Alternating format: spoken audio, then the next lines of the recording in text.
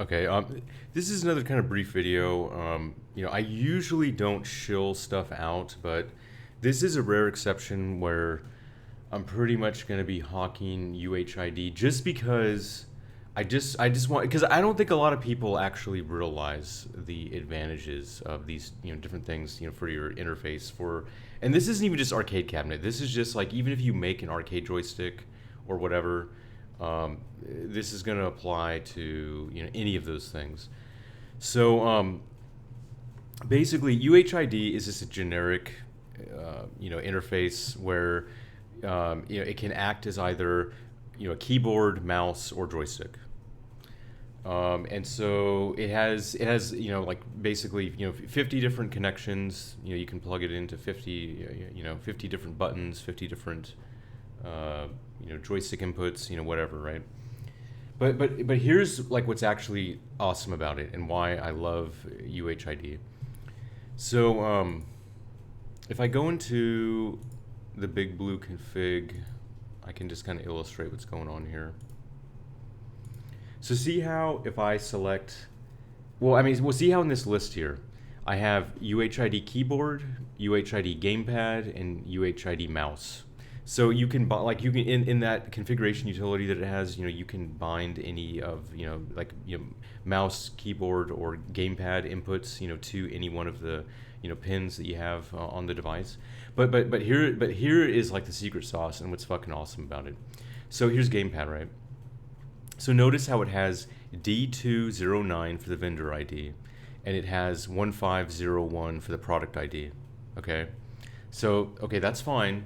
But here's what's crazy. So let's just say that like you have some crazy setup that actually needs more than 50 different unique inputs, and you need 2 of them, and you want to have stable inputs. So in its configuration utility, what you can actually do is, see right now I'm using board 1 firmware 1.4. It has this option where it says assign ID, and so I can just say, boom.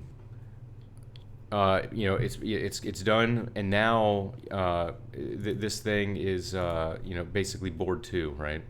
And so now in the big blue config utility, when I go in here and I select UHID gamepad, see how the product ID changed to 1502? See, like you can basically just assign these things unique product IDs, up to 8 of them. And basically, like I said, and so that's 8, times 50 inputs. And so you're gonna have, fully unique devices. And so in any good program, like MAME or whatever, anything that lets you use vendor ID and product ID as a, like a stable identifier for the gamepad, like you're gonna have 100% stable controls. Like it'll never change. You can unplug, replug, reswap, rechange order. You're never going to lose your inputs.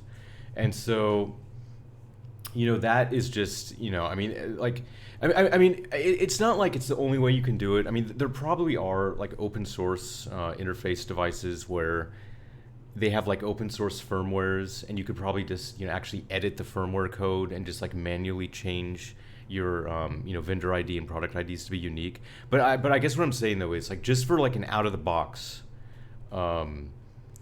device, it's really hard to beat this thing, because like, I'm just saying, it's like, come on, man.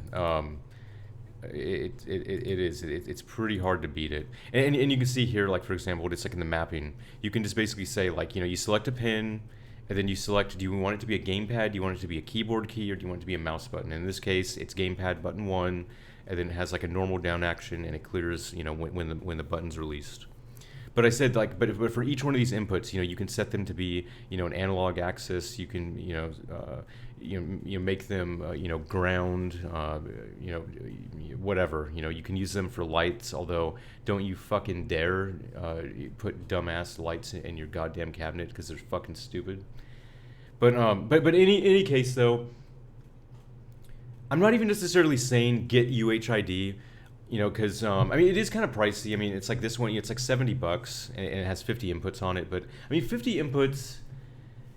It's I mean, it's definitely enough, for most people's setup. Most people aren't going to even really have, that many, players, probably. But I mean, but my point though is, even if you don't necessarily go after UHID, I would absolutely not buy an interface device that didn't allow you to arbitrarily set the vendor or product ID on it, because it's the only way to have true uniqueness and basically never lose your inputs when you unplug stuff and replug stuff in, or you reboot your operating system, or whatever happens. I'm just saying, like, that is just so critical. So many people are having problems with unstable inputs, like, oh, my controls are switching when I reboot the machine, I'm losing my controls, blah blah blah. Like if you have something like this, you will never lose your controls. They will always be 100% stable, and that's basically what you want. You want a rock solid setup that you can't break. Even if you unplug stuff and replug it in, or you reboot, or whatever, you don't want like a flaky, crappy setup. So yeah, and the thing too is like the picture doesn't really illustrate it, but these UHID motherfuckers, like if you see them, I mean, like they're not even. I mean, they're almost like.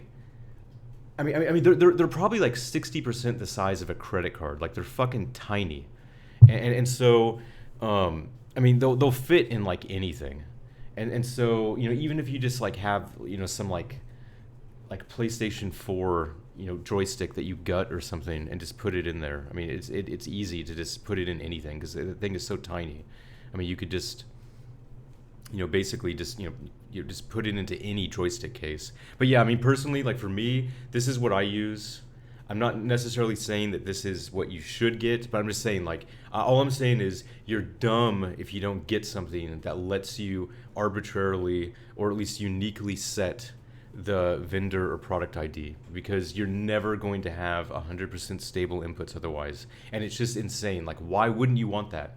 Why wouldn't you want to never lose your controls, to never have to rebind your controls, like never have to worry about the players changing? So, like I said, it's like I said, it's so funny. Nobody ever talks about this. Nobody ever mentions stuff like this, and it's like, gee, it's kind of a big fucking deal. Like, you don't want to lose your goddamn controls, but apparently, yeah, like I said, it's just funny, man. Humans are just fucking funny. They're worried about goddamn RGB lights and stupid shit, and they don't even think twice about the layout of their control panel and what kind of interface that they use for their fucking controls.